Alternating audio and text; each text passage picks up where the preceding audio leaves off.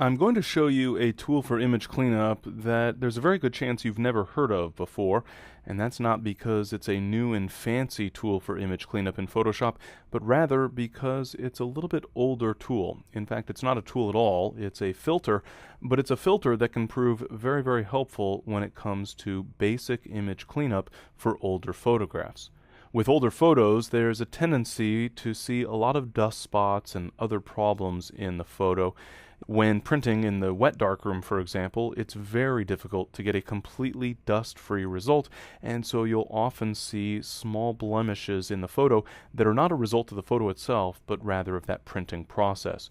And of course, if the original transparency was damaged in any way, that can also lead to certain spots within the photo.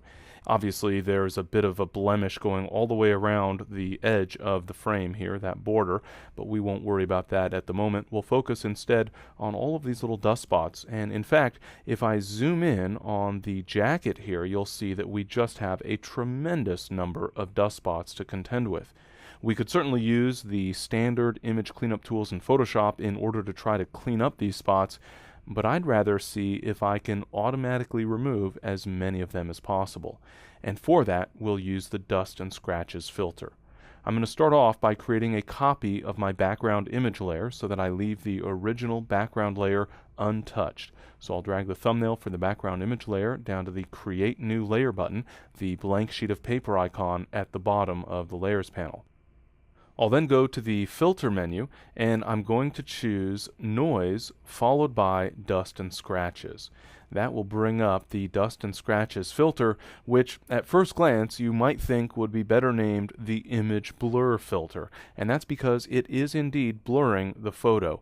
The idea is that we want to blur in such a way that we get rid of those dust spots without causing other problems in the photo, or at least minimizing those other problems. I'm going to start off by reducing the threshold, and I'm going to increase the radius, just so that we can see that what's really happening here is we're blurring the image in order to average out dust spots. Obviously, if I apply a radius this large, I'll be blurring so much that I don't really have a photo at all. If I take the radius back down to 1, you might notice that some of those dust spots are disappearing. The smallest ones are disappearing, but I'm not getting all of them. So let's see if we can increase that radius in order to blur out just the smallest details. Right about there, maybe 3 or 4 pixels, I'll set it down to 4 in this case I think, is producing a very good result overall as far as that removal of dust. You can see that most of the dust spots in the jacket here have been removed. But of course, we've blurred out the image so that it makes it look more like something of a painting rather than a photograph. To try to compensate for that, I'll increase the threshold. And what that will do is adjust the degree of contrast that is required in order for a spot to be considered a blemish. So as I increase threshold, you'll see that that texture is starting to come back into the jacket.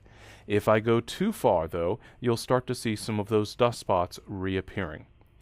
So the solution is to start off with a threshold of 0 and increase the radius to the minimum value needed in order to remove most of the dust spots within your photo. And then increase threshold until you can start to see those dust spots reappear. Once you're able to see that, we can then start backing down that threshold value until we get to the point that most of the dust spots are disappearing, but the overall texture of the photo is still retained. That's looking reasonably good. I'll go ahead and click OK in order to apply that correction, and then let's turn off the background copy layer, and we can see that we've still created some problems.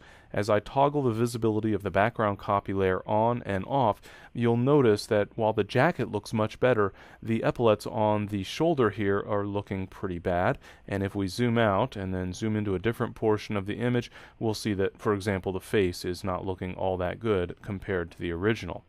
In this type of situation, where I'm having a difficult time balancing the need to remove those dust spots with the need to retain detail in the photo, I'll use a layer mask to take things a bit further.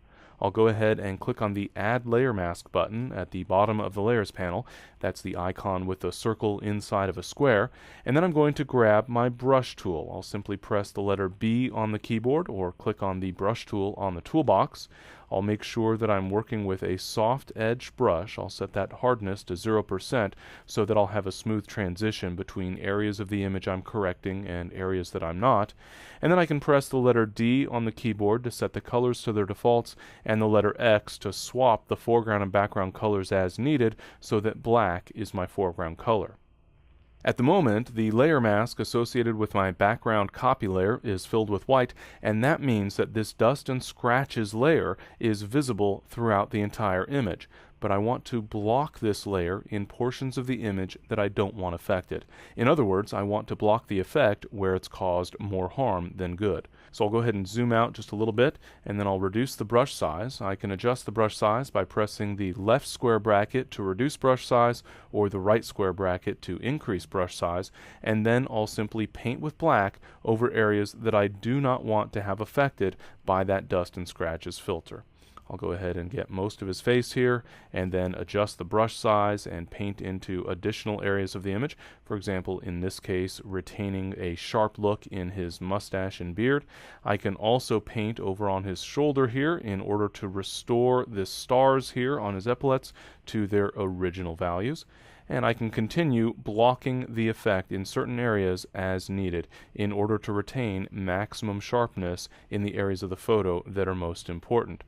I'll go ahead and turn off that background copy layer and turn it back on again, and you can see that quite a few of those dust spots, especially when it comes to the jacket, have been eliminated. I'll turn that layer back on and off, and you can see the jacket is looking much, much better. So still a few areas that I would need to clean up in the background. I would certainly want to crop away this outer border as well, but as you can see, that dust and scratches filter has really made quick work of what would have otherwise been a little bit of a challenge.